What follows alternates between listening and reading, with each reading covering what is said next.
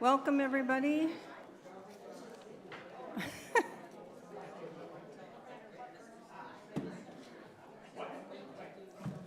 The first thing I have to say is if you can't hear me, go like this, because I'm constantly...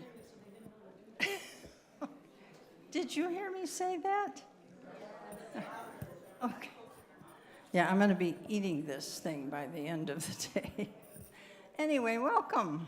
Yeah, if you can't hear me, go like this, because I always hear the fact that nobody can hear me. She still can't hear me. Oh, my God. Maybe I should have sent out a script. Anyway, welcome to the Unitarian Universalist congregation of Grand Traverse. You are welcome here no matter your color, your economic status, who you love, or what your political persuasion is. If you are a first-time visitor and are comfortable introducing yourself, please stand and someone will come around with a microphone so our friends watching online can hear you. Is there anybody brave enough to stand? Okay, let's wait for the mic.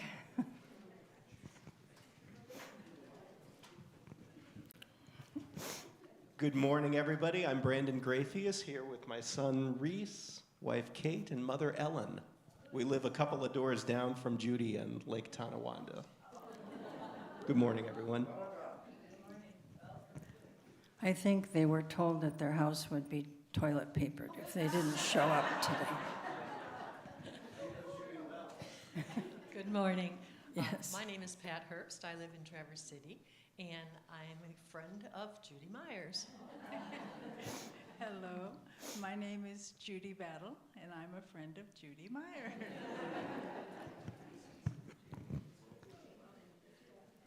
Okay, that's it. Thank you very much for that. We invite all of you to join us in the social hall after the service. And if you are new or just visiting, please take a yellow mug so that people can make a point of welcoming you. If you have a joy or concern that you would like mentioned, please write it in our book over there. Please write legibly because it will be read later. And if you would like, you can light a candle. Today's service, our vote changes, or our future changes one vote at a time, is brought to you by the UU Social Justice Action Team. We will be focusing on election experiences, stories of voting, and some general notes on democracy. The UUCGT is a nonprofit entity, and we cannot jeopardize our 501c3 status by endorsing candidates. But we do have a lot to share about the importance of voting. We invite you to join the Social Action Team table in the social hall after the service. So now please take time to listen to our opening centering music, Tennessee Pearl Harbor, with Julie at the piano. Thank you.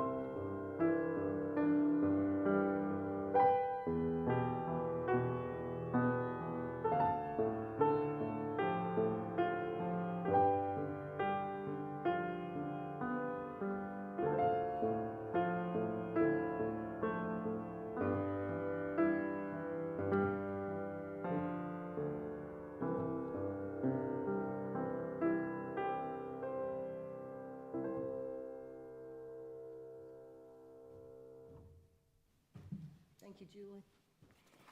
Good morning, friends and neighbors and mahjong mates.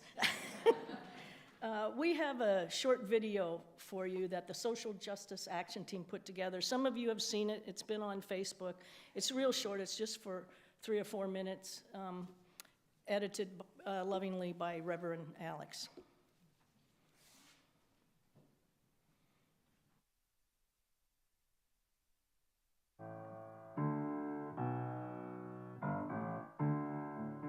I just graduated high school. Once I turned 18 in October, just be in time for that election in November. Just becoming more aware of society and my community has been a big step, and I'm really excited to vote, yeah. I'm 101 years old. I was born in early 1920s. The first time I became eligible to vote was in 1944 when I was serving in the Army, being very, very careful to vote in every election in which I'm eligible to vote.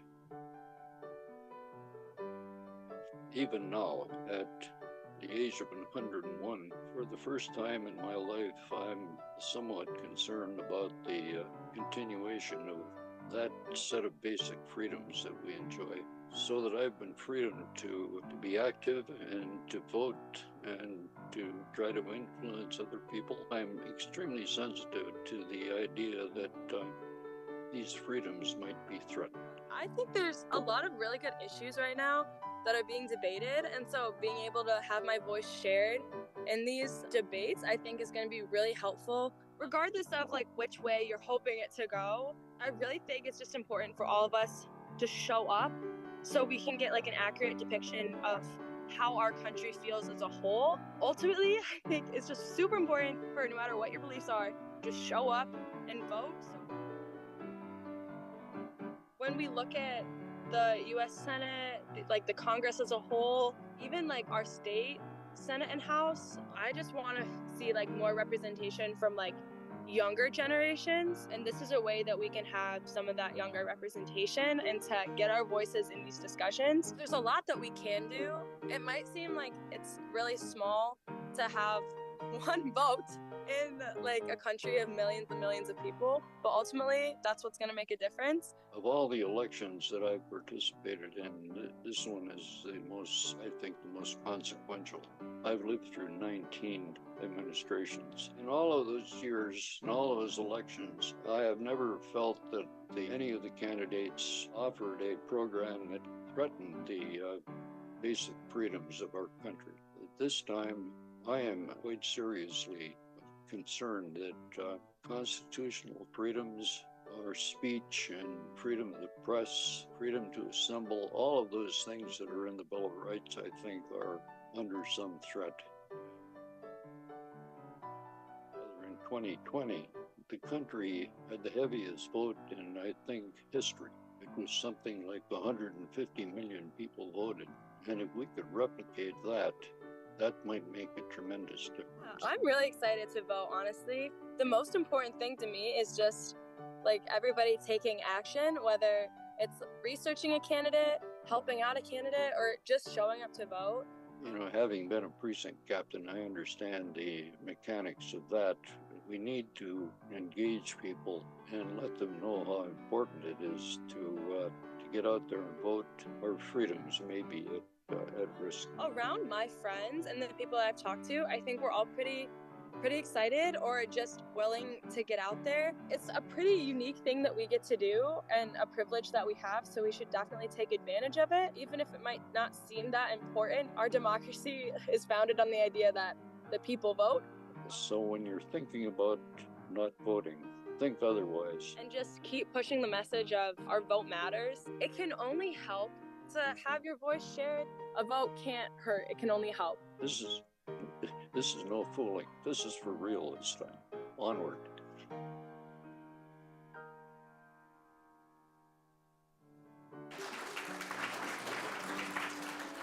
So our opening words this morning are from Lawrence Ferlinghetti in Ferlinghetti's Greatest Poems. Pity the nation whose people are sheep and whose shepherds mislead them. Pity the nation whose leaders are liars, whose sages are silenced, and whose bigots haunt the airwaves. Pity the nation that raises not its voice, except to praise conquerors and acclaim the bully as hero, and aims to rule the world with force and by torture. Pity the nation that knows no other language but its own and no other culture but its own. Pity the nation whose breath is money and sleeps the sleep of the too well-fed. Pity the nation, oh, pity the people who allow their rights to erode and their freedoms to be washed away. My country, tears of thee, sweet land of liberty.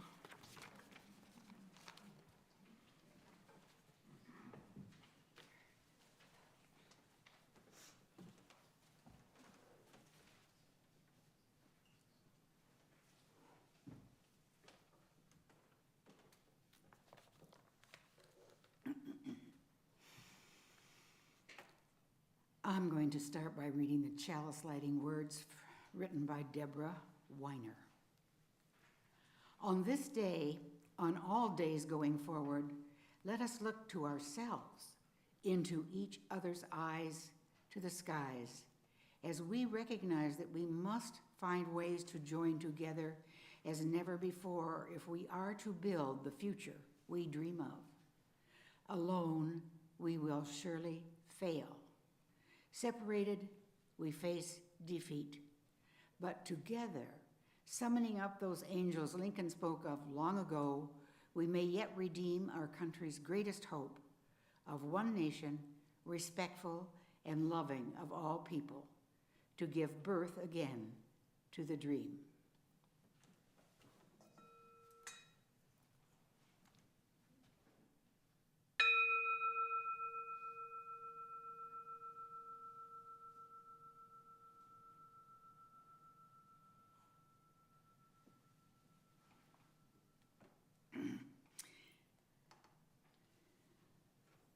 Now we'll have our opening hymn, If Not Now, Tell Me Why, Tell Me When, by Carrie Newcomer.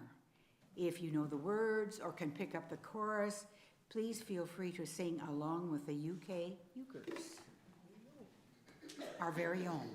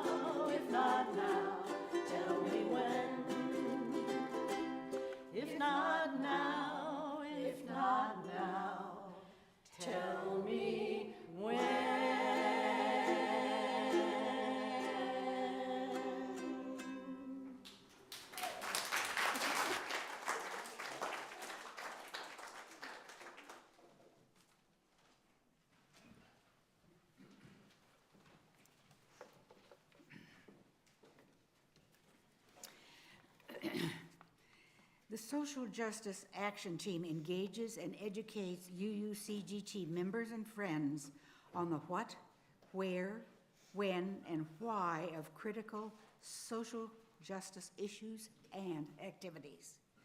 The committee aims to be a resource to build and grow a dialogic culture at UUCGT and in the community at large, modeling the 6 sources of the UU tradition.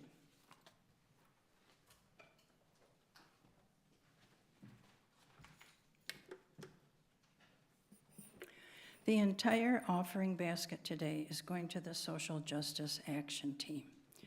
There are several ways people can give. You can mail a check, visit the UUCGT website, download the Banco Mobile Faith Engagement app.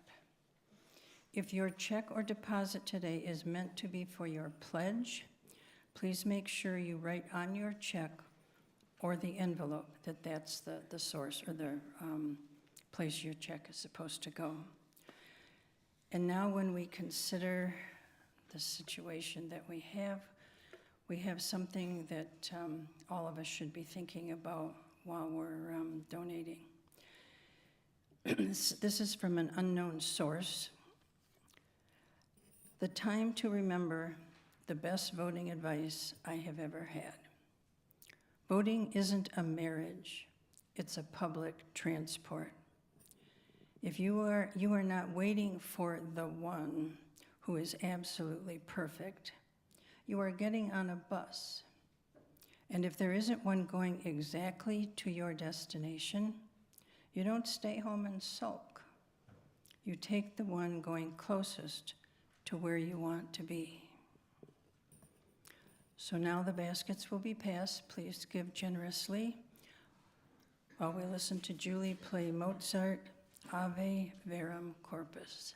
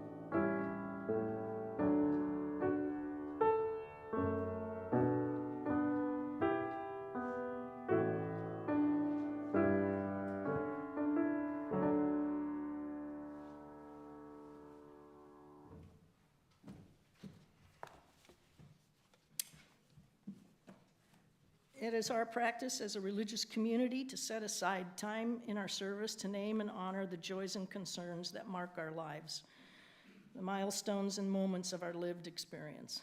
I will be sharing the joys and concerns that have been offered up for us to hold on our hearts today. If you have a joy or concern that's a bit too heavy to share, I invite you to reach out to the Congregational Care Team. Barb Gibson's right there. None of us is meant to travel life's journey alone. And so now, dear ones, here's what's been shared with this gathered community.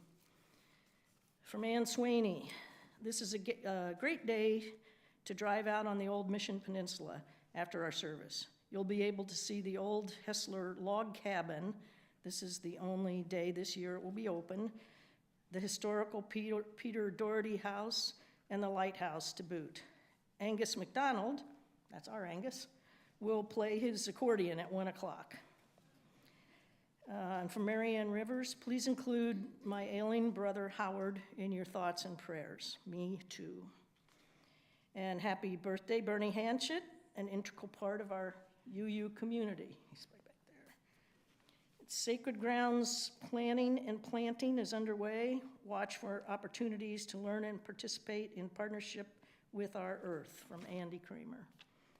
And Doug and Margaret Wozniak will mark their 60th anniversary on July 4th.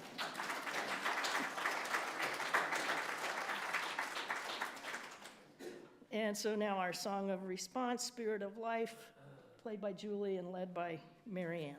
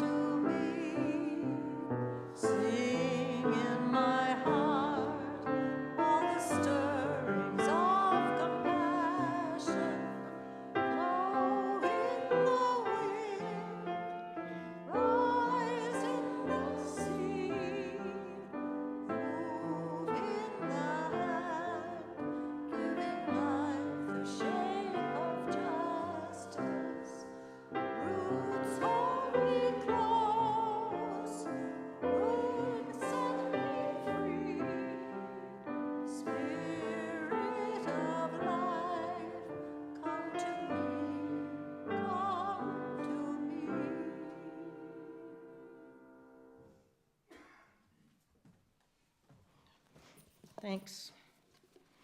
So good morning again, friends. I'm not here to preach to the choir. I'm pretty sure everyone here is going to vote in November, and everyone who's watching us on YouTube. But what we as UUers and the UUCGT Social Action Team, Social Justice Action Team, that's a mouthful, isn't it, are promoting is that we need to get out there and make a difference somewhere along the line in hopes of having an end result for this election in favor of love, respect, decency, and peace. I don't think most of us think that we are overestimating the importance of the next election. Many of us say that this could very well be a test if we can retain our democracy or not. Are we being overreactive? Are we bowing to fear-mongering? Are we worried about the erosion of our rights, our freedoms, and our mostly respected place in the world? Yes, we are. But as we look around at each other here, we are pretty much surrounded by gray hair. We just don't have time to not be serious about this. I remember in one board meeting several years ago, after discussion of something that I can't remember exactly now, our then board president, Marianne Rivers, who I love dearly, said something like, quite earnestly said, well, how long is this going to take? I'm 83 years old and I'd like to see the ending. So that's kind of where we are in this boat right now. We don't have time to wait it out if things go badly. So I wanted to tell you a couple stories about my family and their voting and their different outlooks. So that's my dad up there on the right. Don Myers was a World War II veteran, Navy pilot, who never voted after he came home from the service. He did not trust politicians, and he was convinced that his vote would not matter anyway. He was smart enough to know not to complain about government since he didn't vote, but every once in a while he'd let something slip, like just a bunch of old guys getting rich and sending young guys off to war. You can tell he didn't have a very good experience in World War II. He was a good guy, he had lots of buddies, treated his family and friends well, loved and was proud of his 2 daughters, but he just did not engage civically. Nothing he liked better than have a few drinks with his buddies at Little Bo or at the Elks Clubs, but he never got involved in anything or supported anything. Even after getting pestered by one of his daughters, guess which one, he would give me his favorite response, which was, "You go to your church and I'll go to mine." And that was his answer to every argument, and I use that statement myself often. My sister, on the other hand, that photo right there is by our local photographer, John Williams, and that's in John and Terry's front yard right down here on the bay, and that's their dog, Rex. She lives in an incredibly red state, Wyoming, but in a blue pocket of that state, Jackson Hole. In 2022, she convinced her friends to switch parties for the primary election and vote for Liz Cheney to retain her seat in Congress. When the Wyoming Congresswoman joined the January 6th panel and came out so strongly against our last president, Ms. Cheney upset her Republican constituents in Wyoming, and they put up somebody to run against her. They could have put anybody. Keep in mind, there aren't very many people in Wyoming, but the majority of them are Republicans. I have lots of statistics about the numbers, but I won't bore you with them. You just know that it's a very conservative state. And Wyoming at the time allowed people to change party affiliation up to the day of the election. So my sister and all her friends and neighbors did just that and voted for Liz Cheney in the primary and then changed their affiliation back. Now, I understand that we have something similar to this in Michigan. And Jan Zerbel reminded me yesterday, and she has some information about this over at the table. So if you go and visit her after the service, she'll explain how that works. Anyway, Liz Cheney was soundly defeated. Even if all the Democrats in Wyoming had voted for her, she would not have kept control of her seat. She garnered only 28% of the vote, and many of those were the crossover voters. The Wyoming State Legislature then changed their rules about this change of party affiliation to make it much more stringent as they realized what the minority of Democrats had done. Anyway, I was very proud of my sister for taking action and trying to make a point and making a stand. And that third picture is my very handsome nephew, Lynn's son. I think this is his high school graduation. He did not follow his mother's political leanings and came out a product of his very conservative state. Now, I love this boy. I shouldn't call him a boy, he's 42. But I love him with all my heart, and I know he would do anything in the world for me if I ask him, as I would for him. But he votes with the majority of Wyomingites. I'm pretty sure that almost everyone has a friend or a family in this predicament.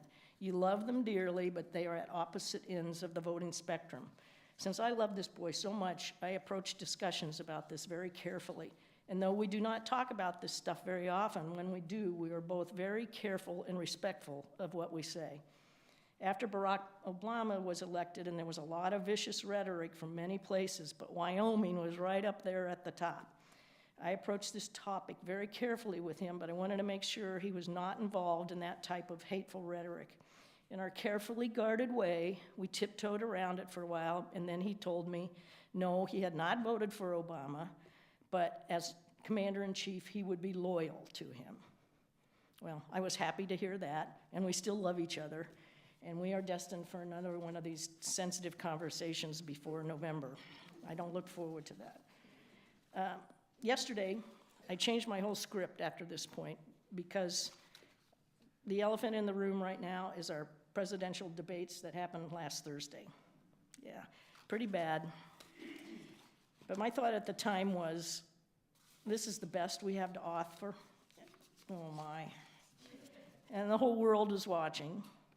So I think of the quote that Kelly used earlier about voting being public transport, and you get on the bus and you go closest to where you want to go, and when it stops, you get off and you walk the rest of the way to get to where you want to go.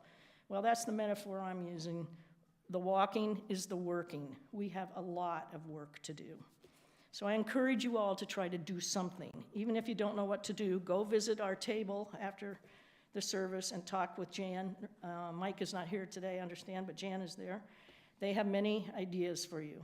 If you are already doing one thing, try to do two.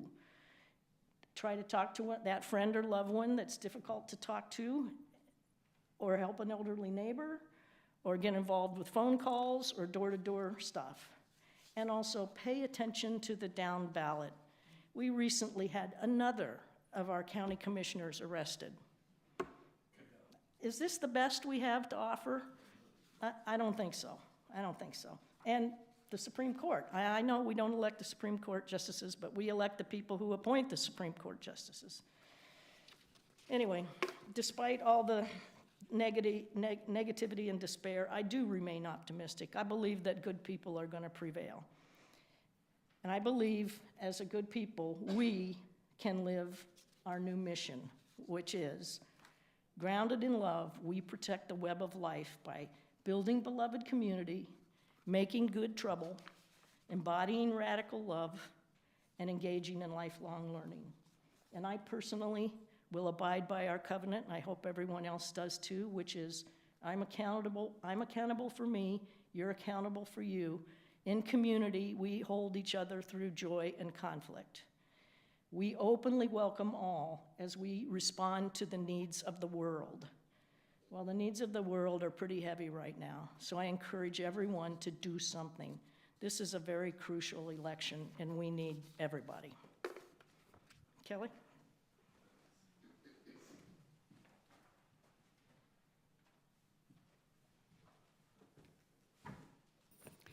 And on that happy note, the reflection that I have for today came from one of our Soul Matters packets, Justice and Equity, by Clarissa Pinkola Estes. Ours is not the task of fixing the entire world all at once, but of stretching out to mend the part of the world that is within our reach.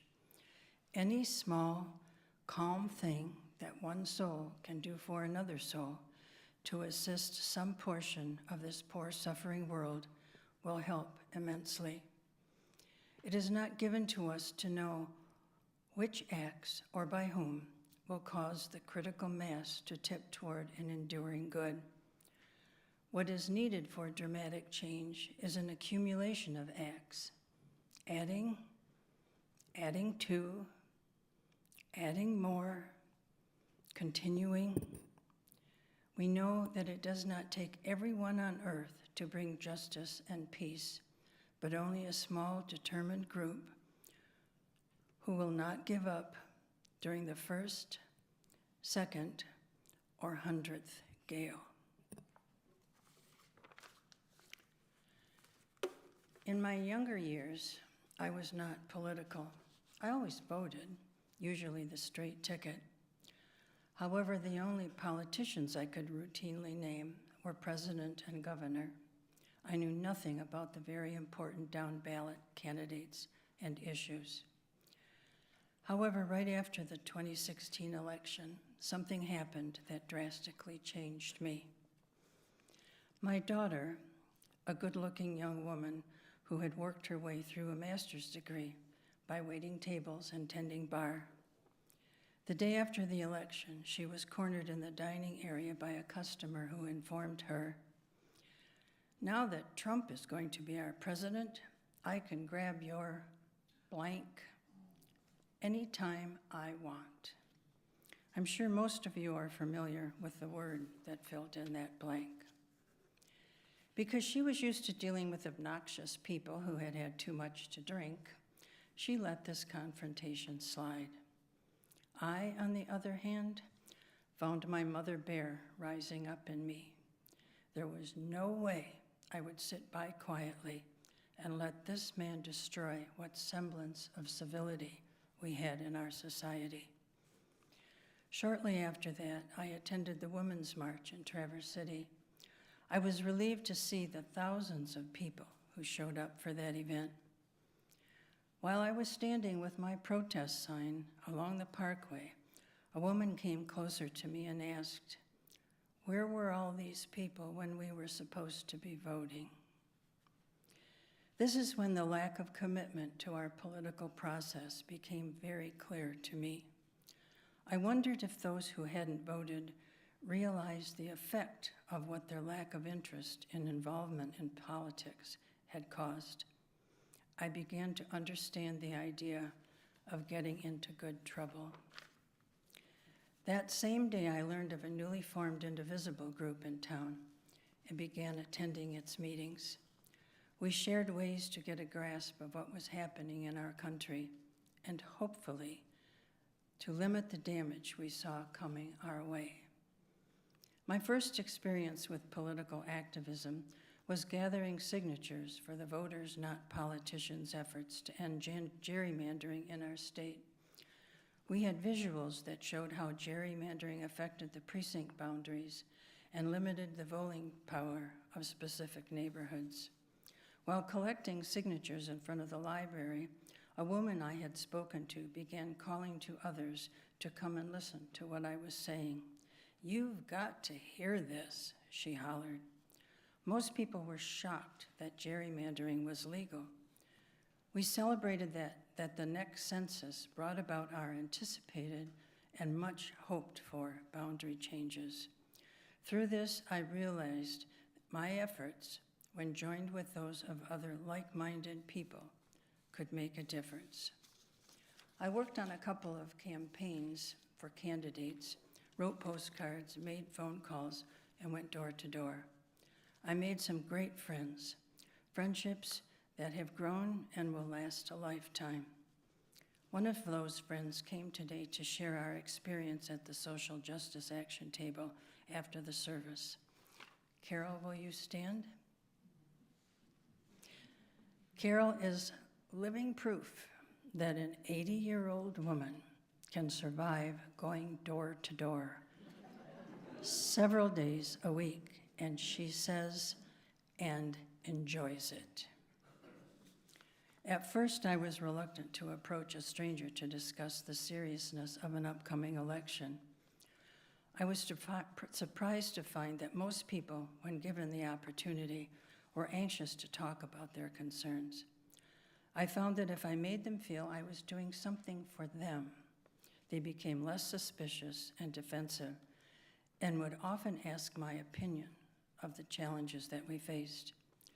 In my first experience going door to door, I was told to ask what each person thought was the most important issue to be addressed. This opened their door, and they would usually feel comfortable sharing their concerns. Almost always, I was thanked for my time and what I was doing, and there was one time that a woman actually hugged me. I learned that when making phone calls, very few people ever answer their phone. So I came up with a succinct message detailing the reason for my call. I tried to start with something that could be considered a public service announcement, like, did you know that the last census may have changed your voting place? Or, your absentee ballot must arrive in the clerk's office by election day.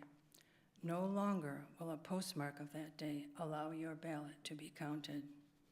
And there are many important candidates farther down the ballot, like the Michigan Supreme Court, that would not be included if you voted straight ticket. And I think we have all learned recently just how important Supreme Courts are. Several people actually called me back after hearing my message to talk more about these things. The situation we find ourselves in these days has caused some people to just back away from public involvement, thinking nothing they do will make any difference. Contrarily, I wake up thinking of that incident with my daughter. I can't not do something. I have no idea how many more people voted because of my efforts. I do know I feel that my doing something has been more productive than my doing nothing. When I hear there's nothing I can do, I respond with, we don't need people to invest a lot of money or donate a lot of their time. A lot of people doing a little will make a big difference.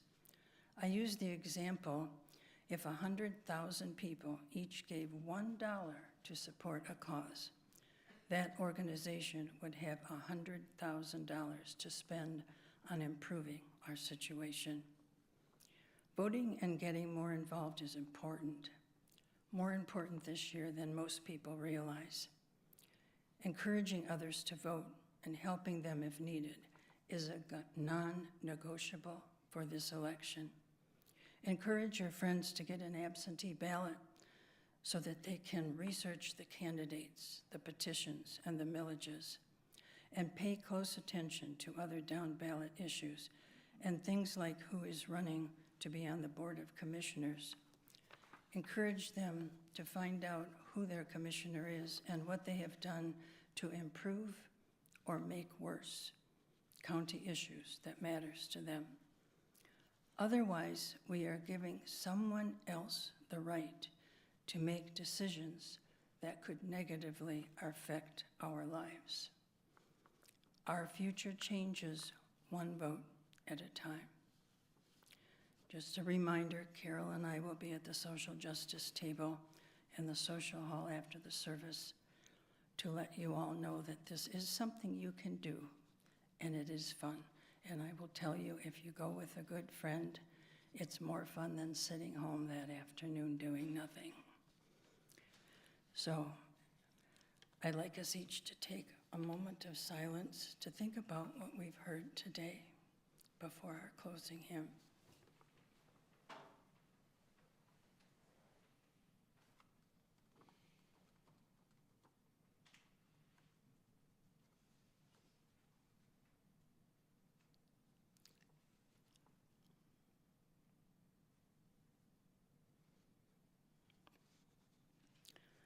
And now, I will ask those who are able to stand and sing the closing hymn. Mary Ann Rivers will lead us. We'll build a land. It's number 12.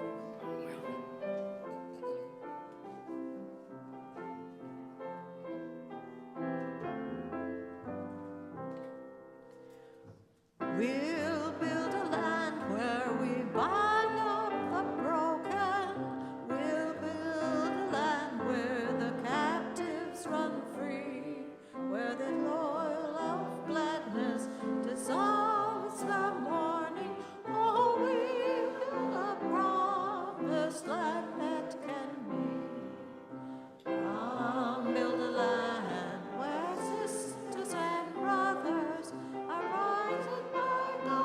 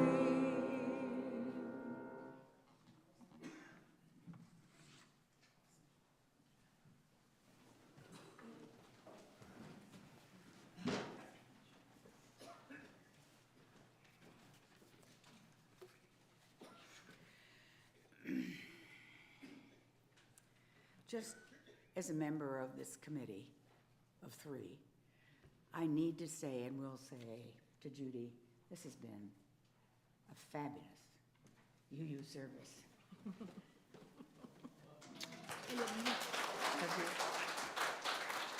And to Kelly, the best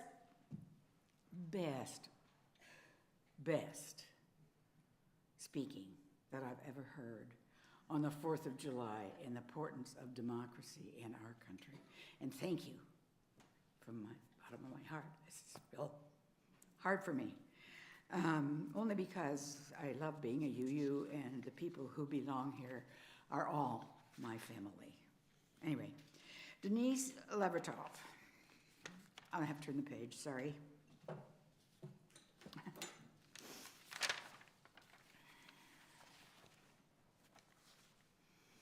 Ready? How could we tire of hope? So much is in bud. How can we desire to fail? For we have only begun to imagine justice and mercy, only begun to envision. We have only begun to know the power that is in us if we could join our solitudes in the communion of struggle. So much is unfolding that must complete its gesture. So much is in bud. Thank you. So that brings us to the end of our service and everybody's favorite time, the announcements. I first wanted to give my own announcement, which is a thank you to Reverend Alex, if he's watching, for trusting us with his pulpit. I promised we wouldn't embarrass him, and I think we succeeded. Secondly, and we've mentioned it many times, please go to the Social Justice Action Table. Jan will be there and several others, and see if there's something you can find that you can do. And a third thing is the Aging Gracefully group has suggested that we set up tables in the social hall so people can sit down if they want to. So we have done that. So I'd like to do our closing words, and this is where you get to stand up and hold hands if you want to, but you don't have to. Make it your choice.